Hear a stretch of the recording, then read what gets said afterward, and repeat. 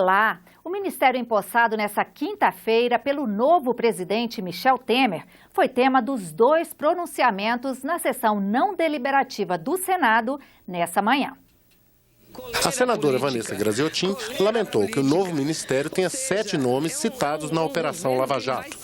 Já o senador José Medeiros elogiou o enxugamento da máquina federal.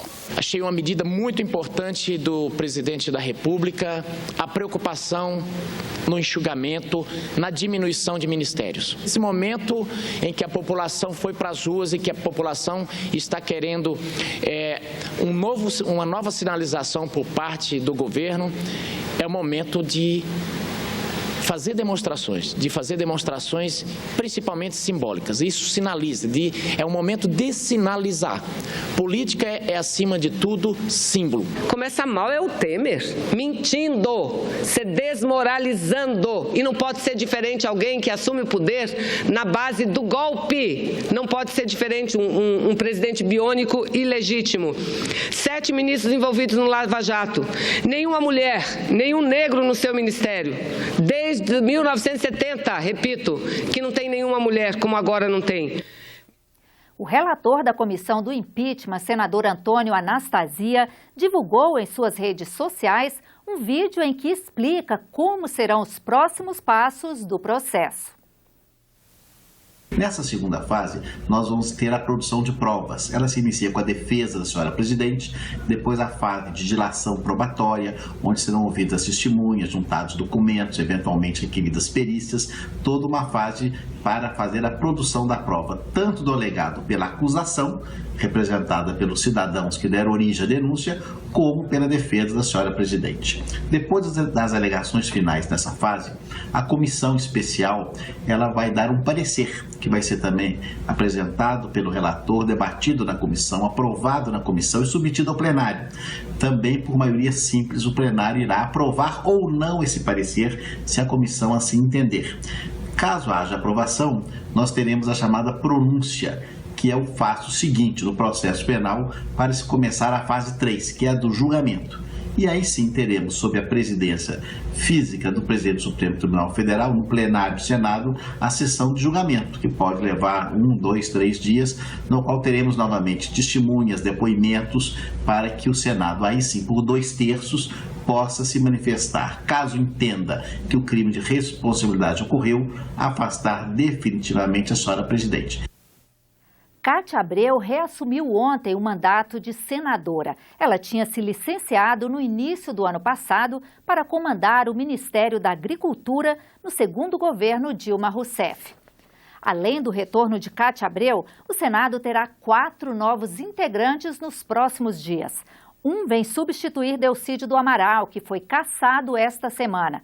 Os outros são suplentes de senadores que viraram ministros.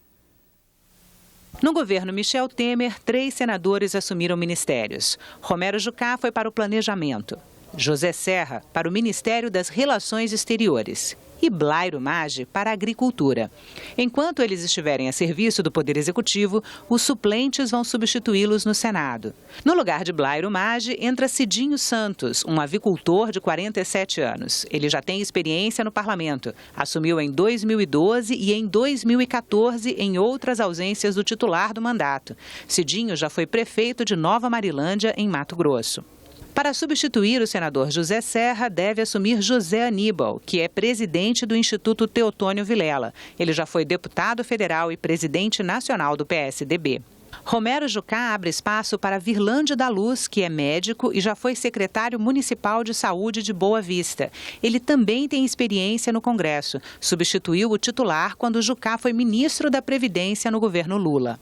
O Senado também vai receber o suplente de Delcídio do Amaral, que foi cassado. No lugar dele, assume o empresário Pedro Chaves. Ele é economista, educador e chega pela primeira vez ao parlamento. O prazo para inscrição no Cadastro Ambiental Rural foi prorrogado por meio de uma medida provisória.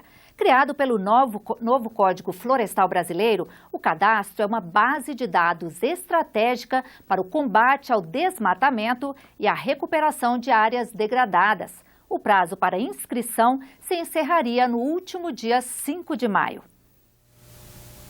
Com informações georreferenciadas, o Cadastro Ambiental Rural informa as áreas de preservação de cada propriedade, além das atividades desenvolvidas. Produtores que realizarem o cadastro dentro do prazo terão acesso aos programas de regularização ambiental. Esses programas servirão para regularizar propriedades que não respeitaram os limites mínimos de reserva legal ou de áreas de preservação permanente previstos no Código Florestal. Dados do governo federal apontam que até o último dia 5 de maio, 80% da área ocupada por propriedades rurais foi cadastrada. Pela medida provisória enviada para o Congresso, propriedades com menos de 4 módulos rurais têm mais um ano para realizarem a inscrição. O módulo rural pode medir de 5 a 110 hectares, dependendo do município do país.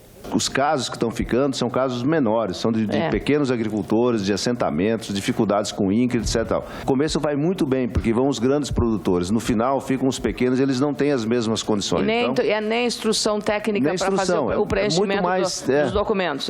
É um volume maior de gente com menor número de acesso de terra e com menor acesso à informação. O Cadastro Ambiental Rural é realizado nos estados. O governo federal apenas disponibiliza a plataforma de acesso e é responsável pela gestão de todas as informações. Já capacitou também cerca de 50 mil pessoas para operarem o sistema. Mas o diretor do Serviço Florestal Brasileiro faz questão de mostrar que o sistema é extremamente amigável e qualquer pessoa pode realizar o cadastro. A ideia do sistema é exatamente essa, que o proprietário e possuidor não dependesse de assistência técnica obrigatoriamente.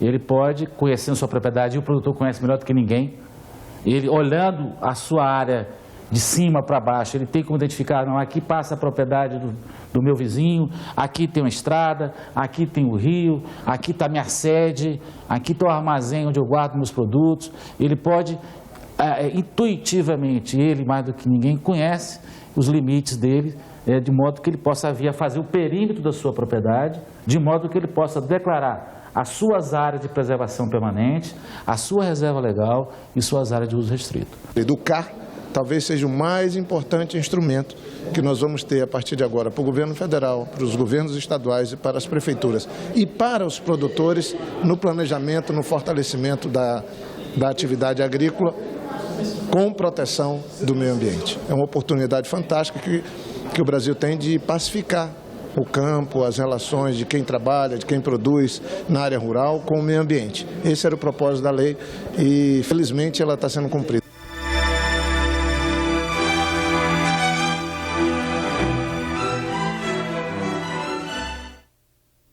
Quase 24 horas transmitindo ao vivo a cobertura da sessão de admissibilidade do impeachment da presidente Dilma Rousseff. Trabalho intenso da equipe de comunicação do Senado Federal. Por voz, texto e imagens, os profissionais da comunicação do Senado se revezaram para mostrar ao Brasil e ao mundo, ao vivo, todos os momentos de um dia histórico.